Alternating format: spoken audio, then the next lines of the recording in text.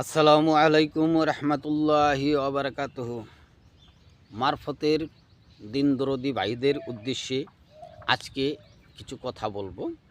এলমে লুদুনি। এলমে লাদুনি, কেউ বলে এলমে লুদুনি, কেউ বলে এলমে লাদুনি। সেই এলমে লাদুনি কাকে বলে? এলমে লাদুনির জ্ঞান অর্জন করতে পারে কারা?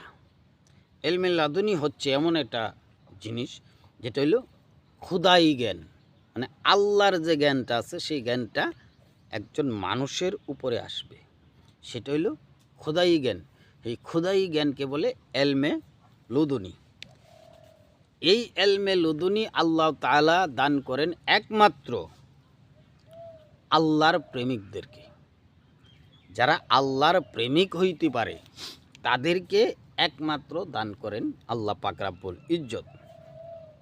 সেই কথাটা বলেছেন হজরত বোয়ালি কলন্দর রহমতুল্লাহ আলাই। এই কথাটা বলেছেন হজরত বোয়ালি কলন্দর রহমতুল্লাহ আলাই। তো আপনারা